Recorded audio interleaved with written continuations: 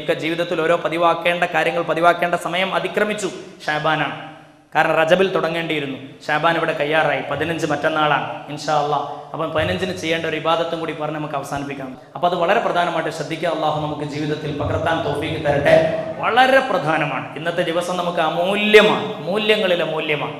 കാരണം ഇത് കിട്ടാതെ പോയാൽ ഗംഭീരമായ നഷ്ടമായിരിക്കും. കാരണം മറ്റന്നാളത്തെ വിഷയം നമ്മൾ അത്രയും ഗൗരവപ്പെട്ടതാണ്.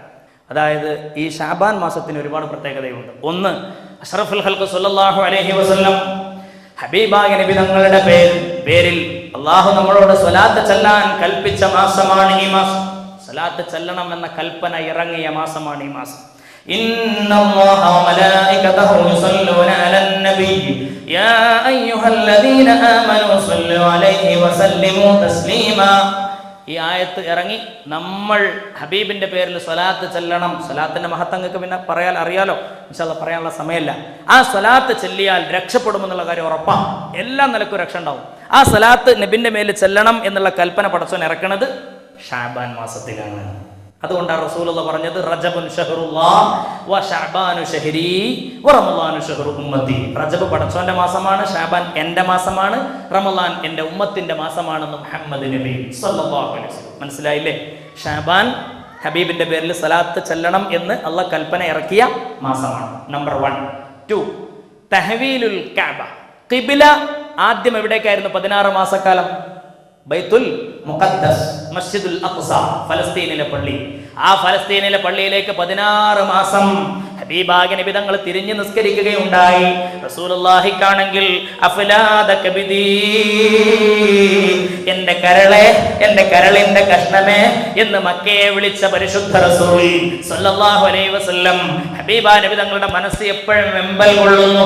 എൻ്റെ നാട്ടിലെ, എന്നെ പ്രസവിക്കപ്പെട്ട നാട്ടിലുള്ള പരിശുദ്ധ മസ്ജിദുൽ ഹറം, ആ മസ്ജിദുൽ ഹറമിന്റെ ഉള്ളിലുള്ള കഅബ അത് ഖിബ്ലയായി കിട്ടണേ എന്ന് മനസ്സിൽ വല്ലാത്ത പൂതി, ആഗ്രഹം. ഈ ആഗ്രഹത്തിന് സഫലീകരണം ഉണ്ടായത് ഷാബാൻ മാസത്തിലാണ്. ഷാബാന്റെ 2ാമത്തെ മഹത്വമാണ് ഞാൻ പറഞ്ഞത്. തഹ്വീലുൽ കഅബ. ഖിബ്ല ബൈത്തുൽ മുഖദ്ദസിൽ നിന്നും മസ്ജിദുൽ ഹറമിലേക്ക് മാറിയത് ഷാബാൻ മാസത്തിലാണ്. ഷാബാൻ വളരെ പുണ്യമാണ്. അതായത് റസൂലുള്ളാഹി ഇങ്ങനെ തിരിഞ്ഞ് നിസ്കരിച്ചുകൊണ്ടിരിക്കുക. ബൈത്തുൽ മുഖദ്ദസ് നേരെ ഓപ്പോസിറ്റാണ് കഅബയിൽ നിന്ന്. കഅബ ഇങ്ങോട്ടാണെങ്കിൽ ബൈത്തുൽ മുഖദ്ദസ് മുന്നോട്ടാണ്. ഇങ്ങനെ നിസ്കരിച്ചുകൊണ്ടിരിക്കുകയാണ്. ഉമ്മു ബിശ്ർ എന്ന് പറയുന്ന സഹാബി പെണ്ണിനെ സന്ദർശിക്കാൻ വേണ്ടി പോയതായിരുന്നു മുത്തുനബി സല്ലല്ലാഹു അലൈഹി വസല്ലം. അവർ ബനു സലമ ഗോത്രക്കാരിയായ പെണ്ണായിരുന്നു. അങ്ങനെ അവരൊക്കെ സന്ദർശിച്ച അസ്ർ നിസ്കാരത്തിന് വേണ്ടി റസൂലുള്ള പള്ളിയിലേക്ക് വന്ന്, ബനു സലമ ഗോത്രക്കാരുടെ പള്ളിയാണ് ഇന്ന് മദീനയിലെ മസ്ജിദുൽ ഖിബ്ലത്തൈനി, ഈ സംഭവം നടക്കാൻ സാക്ഷ്യം വഹിച്ച പള്ളി മസ്ജിദുൽ ഖിബ്ലത്തൈൻ. അള്ളാഹു നമ്മളത് കാണാൻ തൗഫീഖ് തരട്ടെ. ആ പള്ളിയിൽ ഹബീബ നബി തങ്ങൾ വന്ന് നിസ്കരിക്കുകയാണ്.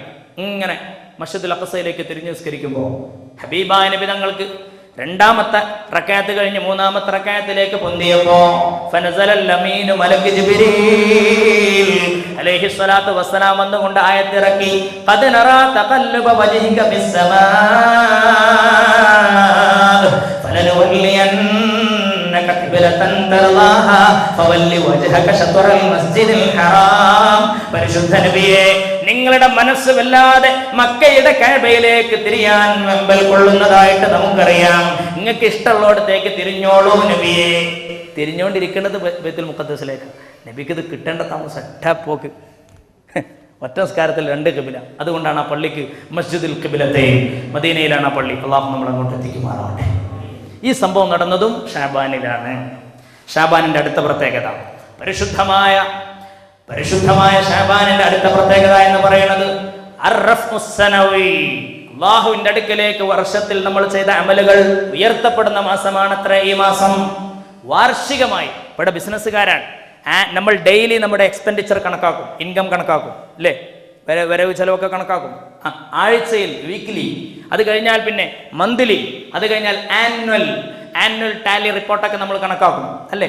ആ ഒരു ആനുവൽ വരവ് ചെലവ് കണക്കാക്കണം. എന്തിനാണ്? നമുക്ക് എത്ര പ്രോഫിറ്റ് ഉണ്ടായി, എത്ര ലാഭം ഉണ്ടായി, എത്ര നഷ്ടം ഉണ്ടായി, ഇതൊക്കെ നമ്മൾക്ക് പ്രോഫിറ്റ് ലോസ് ഒക്കെ നമ്മൾ കണക്കാക്കും. ഈ കണക്കാക്കുന്ന രീതിയിൽ അല്ലാഹു സുബ്ഹാനഹു വ തആല നമ്മൾ ചെയ്തു കൂട്ടിയ മുഴുവൻ അമലുകളും വർഷത്തിൽ അവനിലേക്ക് ഉയർത്തപ്പെടുന്ന മാസമാണ് പരിശുദ്ധ ഷഅബാൻ. അർറഫ്ഉ സനവി എന്നാണ് ഞാൻ അതിന് പേര് പറയപ്പെടുന്നത്. അതേമാതിരി തന്നെ ഈ വേൾഡ് സ്റ്റാറ്റിക്സ്, യൂണിവേഴ്സിന്റെ മൊത്തം സ്റ്റാറ്റിക്സ്, അടുത്ത കൊല്ലം എത്ര ഗാലൻ മഴ വേണം, എത്ര കാറ്റ് വേണം, എത്ര ഇടി വേണം, എത്ര ഗോതമ്പ് വേണം, എത്ര അരി വേണം, എത്ര മണ്ണെണ്ണ വേണം, എത്ര പെട്രോൾ വേണം, എത്ര ഡീസൽ വേണം, എത്ര വെള്ളം, എല്ലാം പടച്ചോൻ സ്റ്റാറ്റിക്സ് സ്ഥിതിവിവര കണക്ക് തയ്യാറാക്കുന്നതും പരിശുദ്ധ ഷഅബാൻ 15-ന്റെ അന്നാണ്. പരിശുദ്ധ ഷഅബാൻ 15-ന്റെ അന്നാണ്. എൻ്റെ പ്രിയപ്പെട്ടവർ, ഷഅബാൻ 15-ന് ഭയങ്കര പ്രത്യേകതയാണ്. ഈ വരുന്ന മറ്റന്നാൾ രാത്രി, തിങ്കൾ അസ്തമിച്ച ഇതേമാതിരിയുള്ള രാത്രി, തിങ്കളാഴ്ച കഴിഞ്ഞിട്ട് നാളെ ചൊവ്വ, ഇന്ന് തിങ്കൾ കഴിഞ്ഞാലുള്ള രാത്രി ചെയ്യേണ്ട കാര്യങ്ങൾ ഞാൻ പറയാം, അതിന് മഹത്വം പറയാം. ഭയങ്കര പുണ്യാണ്. ആ രാത്രിക്ക് ഒരുപാട് പേരുണ്ട്, 10ഓളം പേരുകൾ പറയുന്നുണ്ട്. ലൈലത്തുൽ ബറാഅ, ലൈലത്തുൽ മുബാറക, ലൈലത്തുൽ റഹ്മ, ലൈലത്തുൽ സൊക്ക്. ഇതാണ് പ്രധാനപ്പെട്ട 4 പേര്. ഈ പ്രധാനപ്പെട്ട 4 പേരുകൾക്ക് വിശദീകരണങ്ങൾ ഞാൻ പറയാൻ സമയമില്ലാത്തതുകൊണ്ട് പെട്ടെന്ന് പറയാണ്. മുബാറക്കത്ത് എന്ന് പറഞ്ഞ ബറക്കത്താക്കപ്പെട്ടത്, വർദ്ധിക്കും, അള്ളാഹു കാരുണ്യം കൊണ്ട് വർദ്ധിക്കുന്ന, ഒരുപാട് ആളുകൾ നരകത്തുനിന്ന് നന്നായിട്ട് മോചനം നൽകുകയും സ്വർഗത്തിൽ നന്നായിട്ട് പ്രവേശിപ്പിക്കുകയും ചെയ്യുന്ന ദിവസമാണ് മറ്റന്നാൾ രാത്രി. അള്ളാഹു നമുക്കതിന് തൗഫീക്ക് നൽകുമാറാവട്ടെ. സ്വർഗപ്രവേശനം കിട്ടി നരകമോചനം കിട്ടുന്നവരിൽ അള്ളാഹു നമ്മൾ ഉൾപ്പെടുത്തി തരുമാറാവട്ടെ. പിന്നെ ആരൊക്കെ ഈ കൊല്ലം ഹജ്ജിന് പോകും അള്ളാഹു തീരുമാനിക്കുന്നത് എന്നാണ് മറ്റന്നാളാണ്. അപ്പം നിങ്ങൾക്കൊരു സംശയം ഉണ്ടാവും, പരിശുദ്ധ ഖുർആനിൽ ഈ വിഷയമായിട്ട് പറഞ്ഞ സൂറത്ത് ദുഹാനാണ്. ഹാമീം വൽ കിതാബിൽ മുബീൻ ഇന്നാ അൻസൽനാഹു ഫീ ലൈലത്തിൻ മുബാറകത്ത് ഇന്നാ കുന്നാ മുൻദിരീൻ ഫീഹാ യുഫ്റഖു കുല്ലു അംറിൻ ഹകീം അംറൻ മിൻ ഇൻദിനാ റഹ്മതൻ മിൻ റബ്ബിക് ഇന്നഹു ഹുവസ് സമീഉൽ അലീം. ഇത് ദുഹാന്റെ ആദ്യത്തെ 4 ആയത്തുകളാണ്. ഈ ആയത്തുകളിൽ പറയുന്ന വിഷയം മഹാന്മാർ മിക്കവാറും പറയുന്നത് ഇത് ഷഅബാൻ 15-നെ പറ്റിയാണ് ഈ ലൈലത്തുൽ മുബാറക പറഞ്ഞത്. അപ്പോൾ ആ ലൈലത്തുൽ മുബാറക്കയിൽ ഖുർആൻ ഇറങ്ങിയെന്നാണ് പറയുന്നത്. അപ്പോൾ ലൈലത്തുൽ ഖദറിൽ എന്താണ്?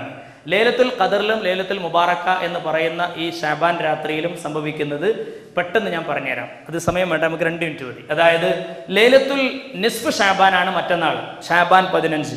ഈ ഷഅബാൻ 15 ലൈലത്തുൽ ഖദർ എന്ന് പറയുന്ന 27-ാം രാവിന്റെ റമളാന്റെ 27 വലിയ ബന്ധമാണ്. എന്താ ബന്ധം? മറ്റന്നാൾ രാത്രി പടച്ച തമ്പുരാൻ ഈ ലോകത്തിന്റെ മൊത്തം സ്റ്റാറ്റിക്സ് കണക്കാക്കും, എല്ലാ സ്ഥിതി വിവര കണക്കും എടുത്തിട്ട് അത് റെക്കോർഡാക്കിയിട്ട് വെക്കും. ഈ വെച്ച റെക്കോർഡ് അതാത് ഡിപ്പാർട്ട്മെന്റ് കൈകാര്യം ചെയ്യുന്ന വകുപ്പ് മേധാവിയെ ഏൽപ്പിക്കുന്നത് 27-ാം രാവിലെ റമളാൻ. കൺഫ്യൂഷൻ തീർന്നില്ലേ? അതായത് ഉദാഹരണമായിട്ട് പറഞ്ഞാൽ, അടുത്ത കൊല്ലം എത്ര മഴ വേണം, അടുത്ത കൊല്ലം എത്ര ഇടി വേണം, അടുത്ത കൊല്ലം എത്ര മിന്നൽ വേണം, ഇതൊക്കെ അടുത്ത കൊല്ലം എത്ര കാറ്റും മഴയും ഇടിയൊക്കെ വേണം, ഇത് തീരുമാനിച്ചിട്ട് പടച്ചോൻ മറ്റന്നാള് രാത്രി തീരുമാനിക്കും. അടുത്ത കൊല്ലത്തെ 2014 സ്റ്റാറ്റിക്സ് മറ്റന്നാൾ രാത്രി പടച്ചോൻ തീരുമാനിച്ചിട്ട് ആ തീരുമാനിച്ചുറച്ച കാര്യം ആ ഡിപ്പാർട്ട്മെന്റ് കൈകാര്യം ചെയ്യുന്ന മീകായിൽ എന്ന് പറയുന്ന മലക്കിന്റെ കൈവശം ഏൽപ്പിച്ചു കൊടുത്ത് അള്ളാഹു കൊടുക്കുന്ന രാത്രിയാണ് 27-ാം രാത്രി ലൈലത്തുൽ ഖദർ. മനസ്സിലായില്ലേ? അതാണ് ഷഅബാൻ 15 കണക്കാക്കുന്ന രാത്രി എന്ന് ഷഅബാൻ 15-ന് പറഞ്ഞത്. ബറാത്തിന്റെ രാത്രിക്ക് കണക്കാക്കുന്ന രാത്രി എന്ന് പറയുമ്പോൾ തന്നെ ലൈലത്തുൽ ഖദറിന്റെ രാത്രിയും കണക്കാക്കുന്ന രാത്രിയാണല്ലോ എന്ന കൺഫ്യൂഷൻ തീർക്കാൻ മഹാന്മാർ ജമൽ തഫ്സീറിൽ, റൂഹുൽ ബയാൻ തഫ്സീറിലൊക്കെ ഈ കാര്യം വിശദീകരിച്ചിട്ടുണ്ട്. അത് ഞാൻ എൻ്റെ വാക്കുകൊണ്ട് പറയില്ല, തഫ്സീർ സാക്ഷ്യം വെച്ചുകൊണ്ട് പറയുകയാണ്. അപ്പോൾ ഈ കാര്യം നമ്മൾ ശ്രദ്ധിക്കുക, വളരെ പ്രധാനപ്പെട്ട രാത്രിയാണ്. ഇബാദത്ത് കൊണ്ട് ധന്യമാക്കണം. ഇബാദത്ത് എന്ന് പറഞ്ഞാൽ ദിക്റും തസ്ബീഹും എല്ലാ കാര്യങ്ങളുമായിട്ട് നമുക്ക് മുന്നോട്ട് പോകാം. സ്വലാത്ത് ചെല്ലാം, ഖിയാമുൽ ലൈലി നിസ്കാരം വന്ന് ഹയാത്താക്കാം. ഇൻഷാ അല്ലാഹ് നിങ്ങൾക്ക് ബുദ്ധിമുട്ട് പ്രയാസമൊക്കെ ഉണ്ടെങ്കിൽ തന്നെ സഹിച്ചിട്ട്, കാരണം വർഷത്തിൽ ഒരിക്കൽ കിട്ടുന്നതല്ലേ, വളരെ പുണ്യമാണ്. പക്ഷേ അള്ളാഹു റബ്ബുൽ ഇസ്സത്ത് പരിശുദ്ധനായ നബിയുന ത്വാഹ റസൂലുള്ളാഹി പറയാണ്, ഒന്നാം ആകാശത്തേക്ക് ഇറങ്ങി വന്നിട്ട് ഈ ഉമ്മത്ത് മുഹമ്മദിന് മൊത്തം പുറത്തു കൊടുക്കും അത്രേ, 2 ആൾക്കാർക്ക് ഒഴികെ. 3 ആൾക്കാരെന്ന് വേറെ ഹദീസിലുണ്ട്. അതിലൊന്ന് മനസ്സിൽ വിദ്വേഷമുള്ളവൻ, അവൻ അള്ളാഹു പൊറുക്കൂല. അതുകൊണ്ട് ഇപ്പൊ തന്നെ മനസ്സ് കംപ്ലീറ്റ് ക്ലിയർ ആക്കണം, ഫുൾ ക്ലിയർ ആക്കണം. ആരോടും വിദ്വേഷം വേണ്ട, ആരോടും വെറുപ്പ് വേണ്ട. ബിസിനസ് പാർട്ട്ണർമാരോടോ അല്ലെങ്കിൽ തൊഴിലാളിക്ക് മുതലാളിയോടോ ആരോടും വേണ്ട, മക്കളോടോ ഭാര്യയോടോ കുട്ടികളോടോ ആരോടും വേണ്ട. മനസ്സ് സംശുദ്ധമാകണം. അതാണ് ഈ ലൈലത്തുൽ ബറാത്തിന് നമ്മൾ ചെയ്യേണ്ട ഏറ്റവും ആദ്യത്തെ കാര്യം. മനസ്സ് ശുദ്ധിയാക്കുക. ആരോട് കിബിറ് വേണ്ട, അസൂയ വേണ്ട, ആരോട് വെറുപ്പ് വേണ്ട, ഒന്നും വേണ്ട. മനസ്സ് ശുദ്ധാക്കുക. ശുദ്ധി അല്ലെങ്കിൽ അള്ളാഹു പുറത്തു തരൂല. അവന് പൊറുക്കൂല, മുശ്രിക്കിനും പടച്ചോൻ പുറത്തു കൊടുക്കൂല. മുദമ്മിനു ഹംറിൻ, സ്ഥിരം കള്ളുകുടിയൻ പുറത്തു കൊടുക്കൂല. സ്ഥിരം വ്യഭിചാരി അള്ളാഹു പുറത്തു കൊടുക്കൂല. വേറെ ഒരുത്തനും കൂടി പരിചയപ്പെടുത്തി അഷ്റഫുൽ ഖൽഖ്, ആഖുൽ വാലിദൈൻ, ഉമ്മനും ബാപ്പനും വെറുപ്പിക്കുന്നവൻ, അവനും പടച്ചോൻ പൊറുക്കൂല ഈ രാത്രി. അപ്പൊ മറ്റന്നാൾ രാത്രി പടച്ചോൻ പൊറുക്കാൻ വേണ്ടി ആകാശത്തേക്ക്, ഒന്നാം ആകാശത്തേക്ക് ഇറങ്ങി വരും എന്നാണ്. അപ്പൊ ഞാൻ ഈ പറയപ്പെട്ട രാത്രി വളരെ പ്രധാനമാണ്. ഒന്ന്, ഖുർആൻ ഇറങ്ങി എന്നാണ് പിന്നെ പറയുന്നത്. അപ്പൊ ഖുർആൻ ഇറങ്ങിയത് ബറാത്ത് രാവിലെ അല്ലല്ലോ, ലൈലത്തുൽ ഖദറിലല്ലേ? അത് നേരത്തെ പറഞ്ഞ മാതിരി ലൗഹുൽ മഹ്ഫൂദിൽ നിന്ന് ഖുർആനിനെ ഒറ്റയടിക്ക് എവിടേക്ക് ഇറക്കി? ഒന്നാം ആകാശത്തേക്ക് ഇറക്കി ബറാത്തിന്റെ രാത്രി. ആ ഒന്നാം ആകാശത്തിൽ നിന്ന് ജബലുന്നൂർ പർവ്വതത്തിലെ ഹിറാ ഗുഹയിലേക്ക് റമളാൻ 27 അന്ന്, ലൈലത്തുൽ ഖദറിന്റെ അന്ന് ഇറക്കി. ഖുർആൻ ഇറക്കി എന്ന് പറഞ്ഞാൽ ബറാത്തിന്റെ രാത്രി വളരെ കൃത്യമായിട്ട് മനസ്സിലാക്കണം. ലൗഹുൽ മഹ്ഫൂദിൽ നിന്ന് ഒന്നാം ആകാശത്തേക്ക് ബറാത്തിന്റെ രാത്രി, അവിടുന്ന് ഇങ്ങോട്ട് ജബലുന്നൂർ പർവ്വതത്തിലെ ഹിറാ ഗുഹയിലേക്ക് ബഹുമാനപ്പെട്ട ഹബീബ നബി തങ്ങൾക്ക് ജിബ്രീലിന്റെ സാന്നിധ്യത്തിൽ റമളാൻ 27 ലൈലത്തുൽ ഖദറിന് ഖുർആൻ ഇറക്കി. ഇതാണ് ഈ വ്യാഖ്യാനങ്ങളുടെ വ്യത്യാസം എന്ന് നിങ്ങൾ പ്രത്യേകമായി ശ്രദ്ധയിൽപ്പെടുത്തുകയാണ്. ഇനി നമുക്ക് ചെയ്യാനുള്ള കാര്യം, അന്നത്തെ ദിവസം നമ്മൾ ഒഴിവുണ്ടാവില്ല, ഡ്യൂട്ടി തിരക്കൊക്കെ ഉണ്ടാകും. എന്നാൽ തന്നെ ഒന്ന് ഒഴിഞ്ഞു നിൽക്കുക. കഴിയുമെങ്കിൽ വളരെ പുണ്യമായി സലഫ് സാലിഹ്യങ്ങൾ ചെയ്തു വന്ന അമലുണ്ട്. എന്താണതെന്ന് ഇത്തിഹാഫ് സാദത്തുൽ മുത്തഖീൻ എന്ന് പറയുന്ന കിതാബിൽ അതിൻ്റെ രേഖയും ഉണ്ട്. എന്താ വിഷയം? 3 യാസീനുകൾ ഓതണം. നമ്മുടെ ആയുസ് പടച്ചോൻ കണക്കാക്കും, അടുത്ത കൊല്ലം നമ്മൾ ജീവിക്കുമോ ഇല്ലയോ. നമ്മുടെ ഒരു റിസ്ക് പടച്ചോൻ കണക്കാക്കും. ഭക്ഷണം, അടുത്ത കൊല്ലം നമുക്ക് എത്ര ഭക്ഷണം കിട്ടും, എത്ര ആൾക്ക് കിട്ടൂല, എത്ര ആൾക്ക് കിട്ടും, ഇതൊക്കെ പടച്ചോൻ കണക്കാക്കും. അപ്പോൾ ആ രീതിക്ക് വേണ്ടി 3 യാസീൻ ഓതുന്ന ഒരു സ്വഭാവം നമ്മുടെ മുൻഗാമികൾക്ക് ഉണ്ടായിരുന്നു. അത് നമ്മളും ചെയ്യാം. എന്ന് മറ്റന്നാൾ തിങ്കളാഴ്ച മഗ്രിബിന് ശേഷം, തിങ്കളാഴ്ച മഗ്രിബ് നിസ്കാരം കഴിഞ്ഞ്, സമയം തെറ്റരുത്, 1 മണിക്കൂർ 10 മിനിറ്റ് കിട്ടുള്ളൂ. അതിനിടയിൽ 3 യാസീൻ ഓതണം. ഒരു ദുഹാൻ സൂറത്തും ഓതാൻ ശ്രമിക്കണം. അള്ളാഹു തൗഫീഖ് തരട്ടെ. ആ 3 യാസീൻ ഓതുമ്പോൾ അതിൻ്റെ ഇടയിൽ വർത്താനം ഉണ്ടാകരുത്. ഒന്നാമത്തെ യാസീൻ ഓതുന്ന സമയത്ത്, അള്ളാഹുവേ, എന്നെ സ്നേഹിക്കുന്ന എൻ്റെ കൂട്ടുകുടുംബങ്ങൾ, ഞങ്ങൾക്ക് എല്ലാവർക്കും പടച്ചോനെ നിന്റെ മാർഗത്തിലായി, നിന്റെ റിളയിലും പൊരുത്തത്തിലുമായി ആയുസ്സിനെ നീ നീട്ടിത്തരണേ അല്ലാഹ് എന്ന് നിയ്യത്ത് കരുതിയിട്ട് ഓതുക. രണ്ടാമത്തെ യാസീൻ ഓതുമ്പോൾ, പടച്ചോനെ എന്നെ സ്നേഹിക്കുന്ന കൂട്ടുകുടുംബങ്ങൾ, ഭാര്യ, കുട്ടികൾ, മക്കൾ, എൻ്റെ അമ്മ അപ്പ എല്ലാവർക്കും പടച്ചവനെ റിസ്ഖിനെ വിശാലമാക്കി തരണേ അല്ലാഹുവേ, ഭക്ഷണം വിശാലമാക്കി തരണേ അല്ലാഹുവേ. ഇത് മനസ്സിൽ കരുതി യാസീൻ ഓതുക. രണ്ടാമത്തെ യാസീൻ. മൂന്നാമത്തെ യാസീൻ ഓതുമ്പോൾ, എനിക്കും എൻ്റെ കൂട്ടുകുടുംബങ്ങൾ, ഞങ്ങളിന്ന് മരിച്ചുപോയ എല്ലാ ആളുകൾക്കും പടച്ചവനെ അവരെല്ലാവരെയും നീ നാളെ വിജയികളുടെ കൂട്ടത്തിൽ ഉൾപ്പെടുത്തണേ അല്ലാഹ് എന്ന് പ്രത്യേകം മനസ്സിൽ നിയ്യത്താക്കിയിട്ട് 3 യാസീൻ ഓതുക. ശേഷം ദുഹാൻ സൂറത്ത് ഓതിയിട്ട് അള്ളാഹുവോട് ദുആ ചെയ്യുക.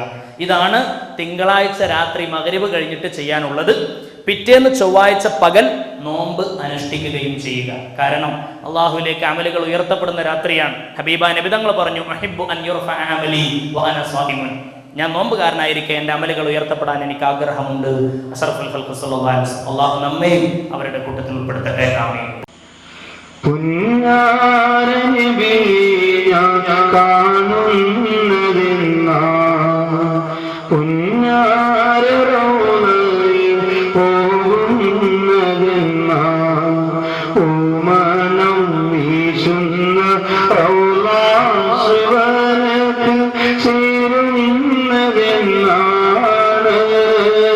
ഹൃദയം തൂങ്ങുന്നതെന്ന്